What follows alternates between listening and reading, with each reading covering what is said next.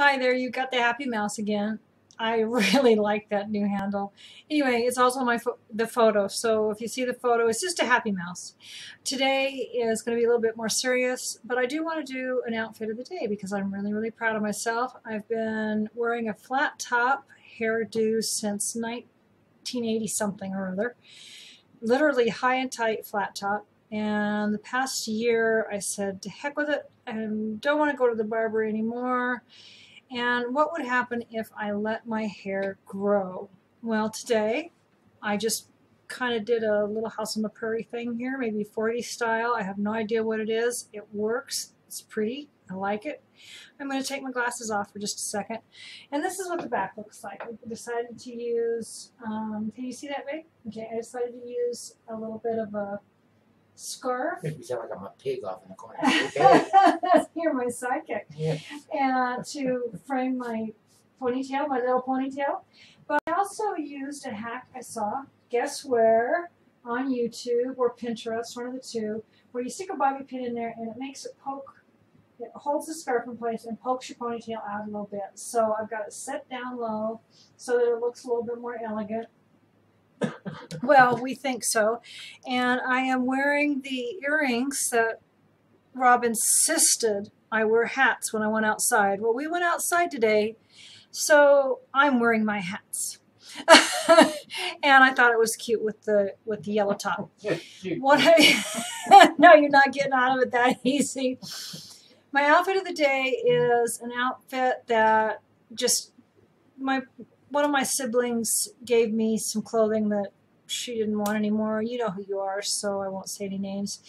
And I have put a few of them together and modified a couple of them, and they turned out absolutely wonderful. So I'm going to swing this chair around and walk out a bit and show you the skirt and the shirt together, because the whole outfit, including the scarf, except the earrings, which I made, is from one of my siblings. And I did a repurpose on the skirt. So bear with me, and I'll be right back.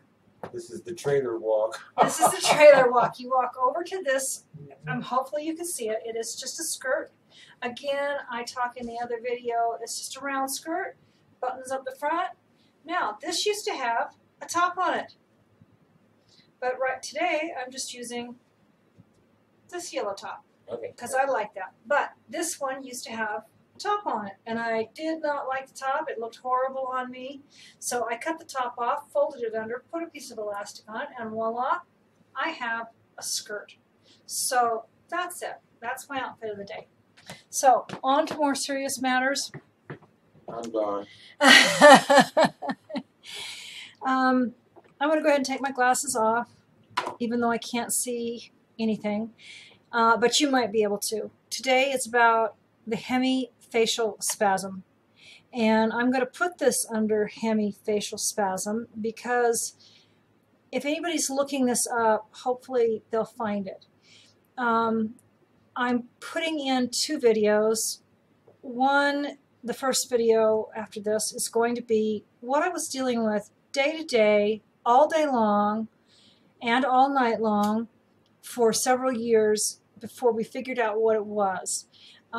It's very difficult to deal with. Some people that I went to, doctors, I hadn't gone to a neurologist yet, but some was, it's just, you just need to relax, Mary. I am really high energy. So I assumed that's what I needed to do, was just relax. Small, okay. It started out as a little tiny tick.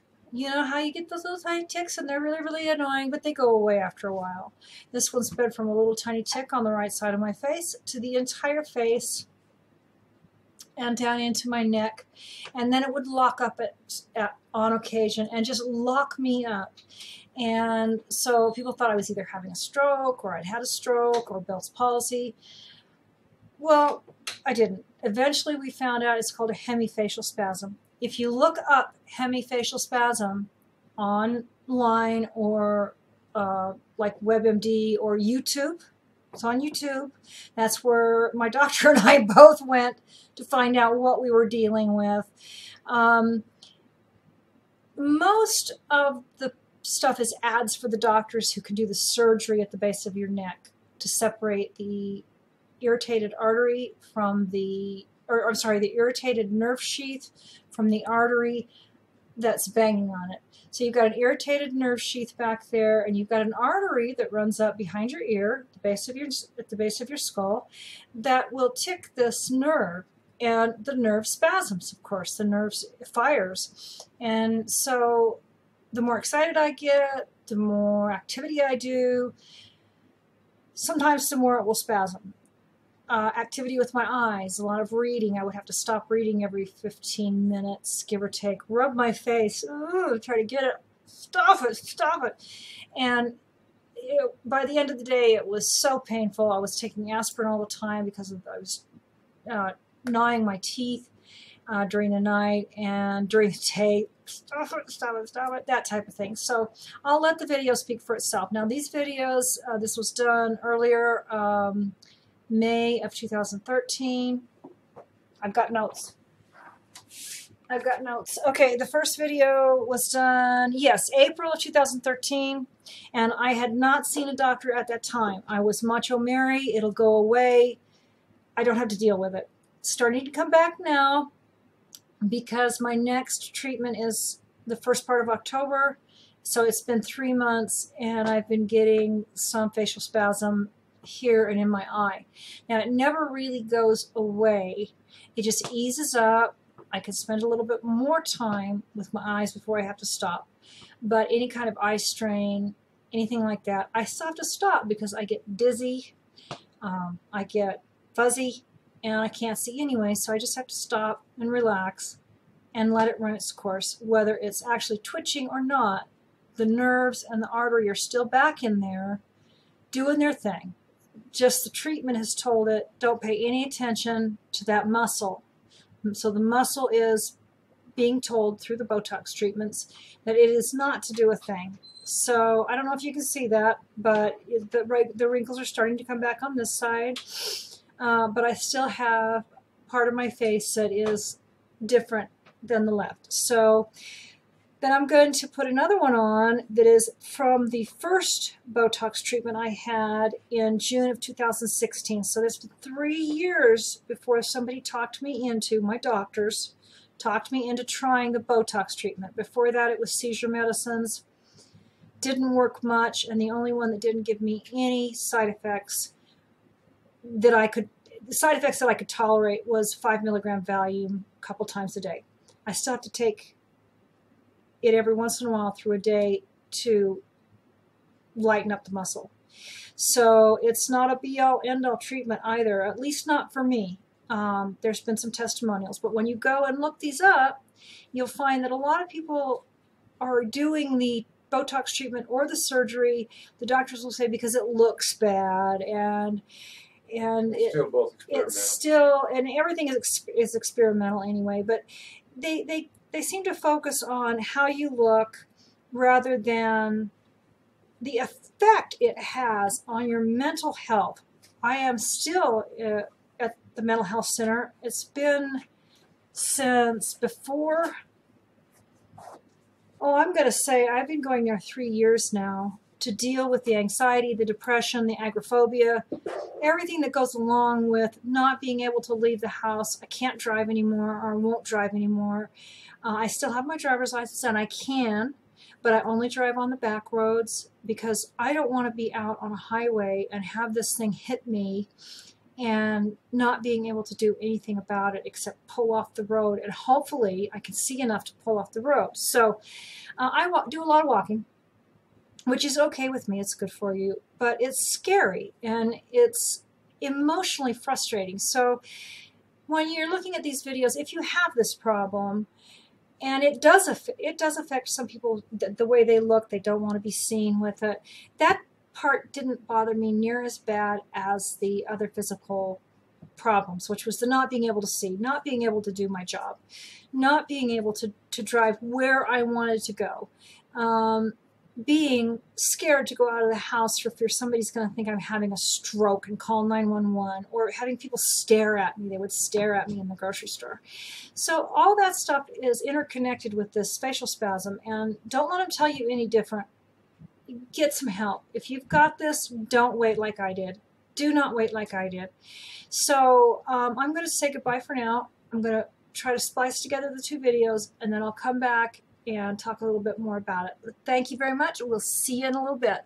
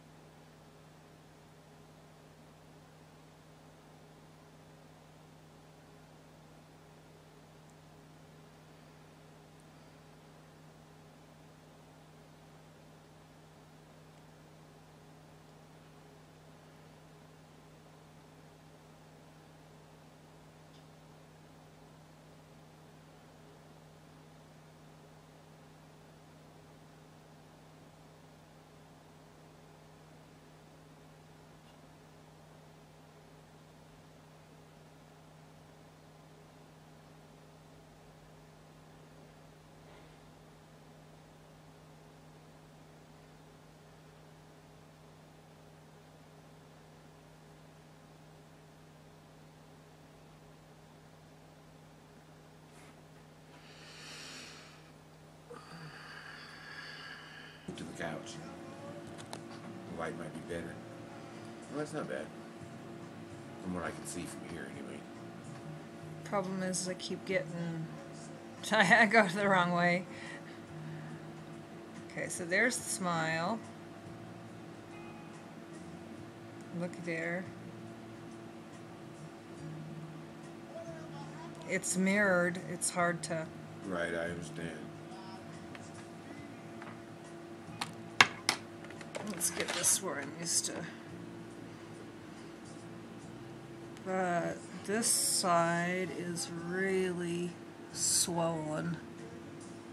Can you see? Oh, yeah. I don't know if you can see the tape. This ain't the best camera, baby. I mean, you know, it's not... But you can It was see... designed for iChat or whatever. Yeah. You know.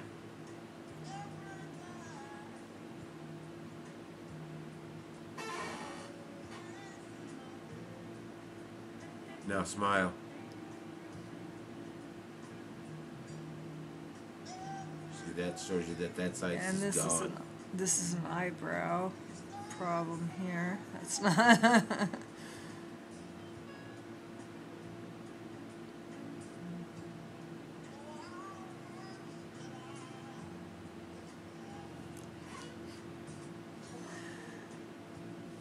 But yeah, the lid is completely... So yeah, it's swollen. It's swollen now. It's swollen, but it looks like it's doing more. Okay, so I'm going to start. I'm just going to blink.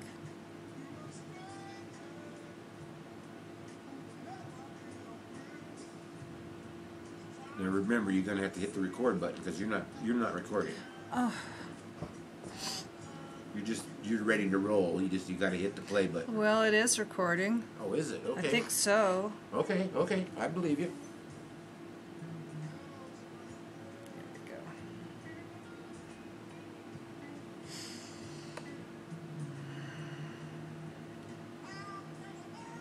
So I'm blinking. I don't know why I keep moving over.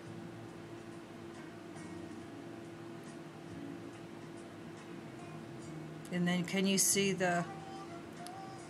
No, but I can see your mouth just tugged. That was good. Okay.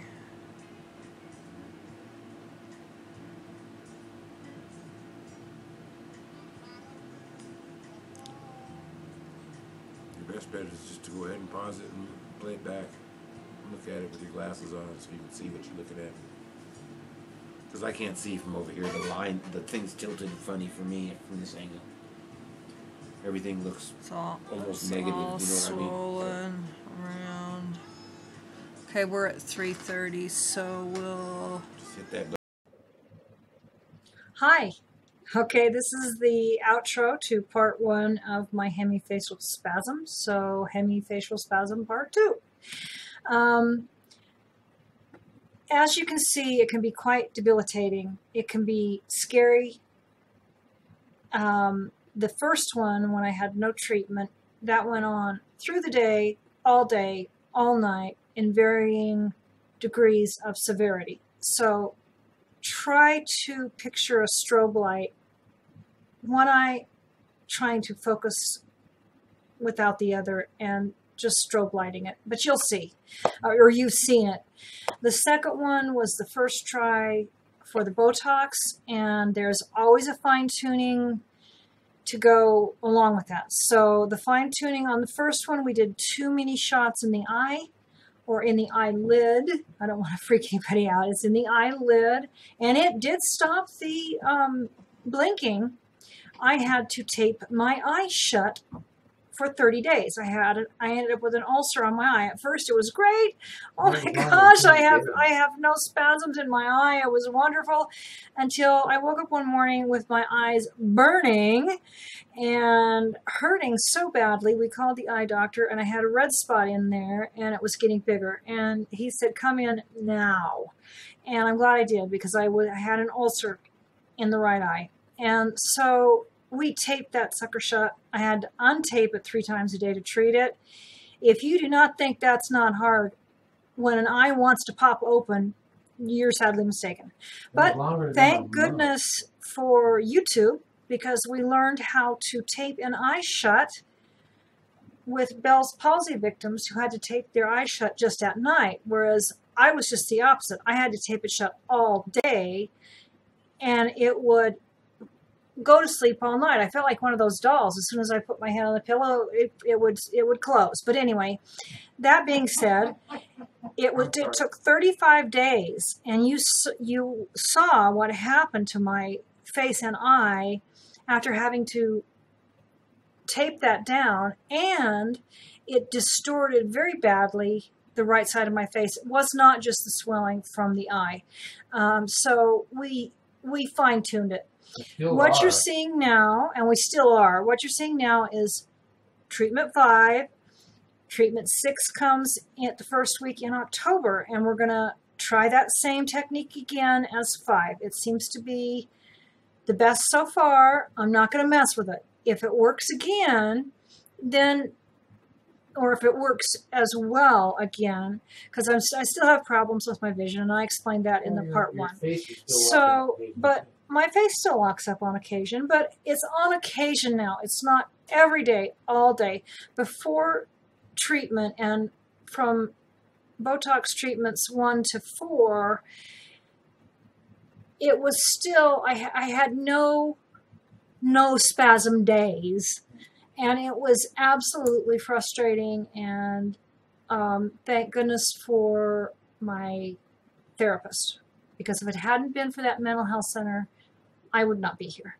So anyway, I'm going to try to keep this as short as I can, and I'll try to add it to the back of the other one if it's not too long, and that way it's all together. But please seek help if you have any kind of these symptoms, especially if it starts off as a small tick and just does not go away, because there are other options like the anti-seizure medicines may help you, but mine was too far gone. And I'm hoping, like I said, with the 6th Botox treatment that it will be the same as the 5th, because I have got some relief. I still have to read for 15 minutes and stop, and watch TV for 15 minutes or so and stop, and I still can't drive very well. But it's given me some semblance of normalcy, and I'm not as scared to go outside and smile at people and so forth, even though because my smile is so crooked, I've had people say, oh, I just thought that was how you smiled. So thank goodness they're no longer saying, are you having a stroke, which is kind of embarrassing, but they cared, and that's what counts. So there's also a possibility of long-term Botox muscle damage. There's also a possibility of side effects with the long-term Botox as well. So, but Botox is being used for all kinds of things besides beauty. And obviously, I am not using the Botox for wrinkles or beauty. Okay? He offered to take those wrinkles out. I said, no, I earned those wrinkles. I earned the gray hair back here, which, by the way, this hairdo really shows off my gray. Hopefully you can see it. I don't know. My video tech isn't here to tell me if you can see the back of my head. That's why she's got grays. She's sitting on the couch.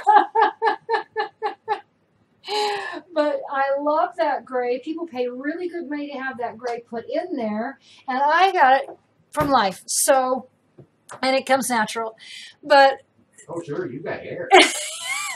Oh, sure, I got hair. Well, it'll start to fall out when I am your age. But I'm not that age yet. Okay. I just turned 57, and which is a good year because that's when he was born. So I just gave away your age, baby. Oh, good. So I will let you go, and hopefully this has helped somebody with the same type of problems that is looking for help for it, but also to make sure you go through these Hemi facial spasm videos and choose the right one. You know, do what's right for you. Don't let people tell you that it's only because of the looks, and that, you know, that Botox is only to make you look younger. I got all kinds of, you know, stuff, and yeah, and it's being used more and more medically, and of course cosmetically as well, but medically it has its purpose, and I don't care if I got wattles. That's what life is about. I'm 57 years old. I look great. And so I'm not going to complain about a few wrinkles in my forehead, you know, even though there's no wrinkles in the other side. It's kind of strange, but it's okay. It works for me. And you ask any of my family and they'll say, yeah, Aunt Mary that's the way she is. So hopefully this has helped somebody, and I will see you guys later. Thanks. Oh, I think I'm supposed to tell you to subscribe and give it a like if you've gotten some use out of this, and of course leave comments. The next video is going to be about movies, and remember, we do a contest about the movies, but it's not going to be it's just for fake points. You might get a cookie, I don't know, whatever you got in the house, but we'll do the movie thing the next video. So we'll talk to you later. Bye bye.